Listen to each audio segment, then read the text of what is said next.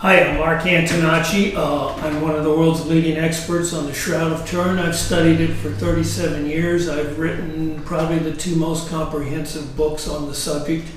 Those are The Resurrection of the Shroud, that was written in 2000, and I wrote Test the Shroud in 2015. A recent paper by Matteo Barini and Luigi Garlascelli called A BPS Approach to the Shroud of Turin was recently released by the Journal of Forensic Sciences. This article contains the blood stain patterns from two sets of experiments that the authors conducted. In the first set of experiments, blood was released from an overhead bag at the wrist on the back of the man's forearm. And in the second set of experiments, blood flows are made to flow on a plastic mannequin, and that blood was originally released from a small sponge. From these experimental results, the authors conclude that the bloodstain patterns on the Shroud of Turin are unrealistic and indicate that they're the product of an artistry or were faked. In this video, I want to discuss the faulty experiments that were conducted by these authors and the necessarily faulty conclusions that they made.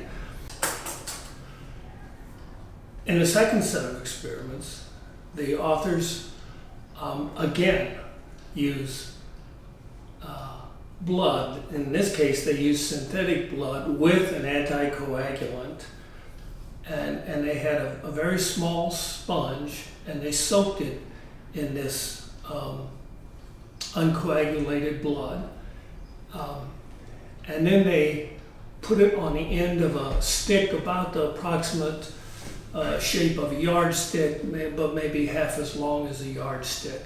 And they took this stick and instead of holding it upward, they applied it horizontally against a vertical plastic mannequin. And horizontally, when they pushed this sponge soaked in water, the thin blood splayed or spread out in three different directions from the mannequin's side into three different streams. Well, you don't need to be a scientist or a physician to understand this is not how a crucified corpse would have been stabbed, nor how he would have bled.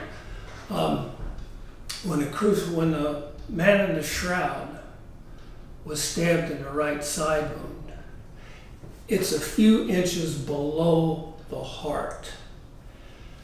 And a victim up on a cross is going to need an upward thrust of a spear to get up there. And the right auricle appears to have been pierced on the man in the shroud. The right auricle fills with blood upon death.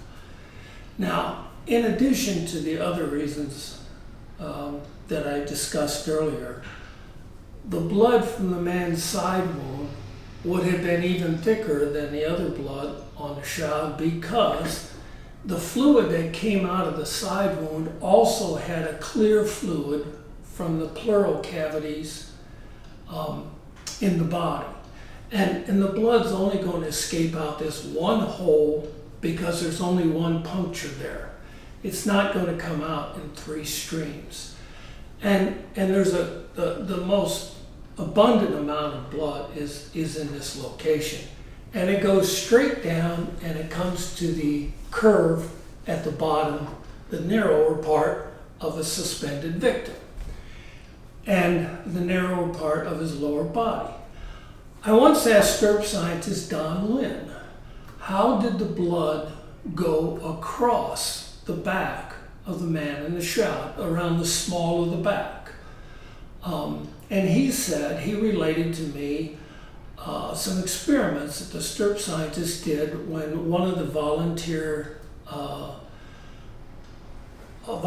person who held himself suspended in the position that the man in the shroud was in when he received the post-mortem spear wound. They poured water down his side, and the water flowed down the front and curved around the part of the body onto the lower back. Now, no one can say for sure what caused the blood to go across the back of the man in the shroud, but that experiment shows it is possible. The authors in their book says, well, because they couldn't duplicate the blood flow across the lower end of the back, then that again shows unrealism of the blood on the shroud. And again, it couldn't be more backwards, because in another set of experiments, right after that, they took the same sponge, the same anticoagulated blood, and they pushed it on a mannequin that was laying down, horizontal, and they pushed it on his side again. And that caused the blood to run vertically down the horizontal side, the rib cage, and it went around and it puddled in the middle of the back.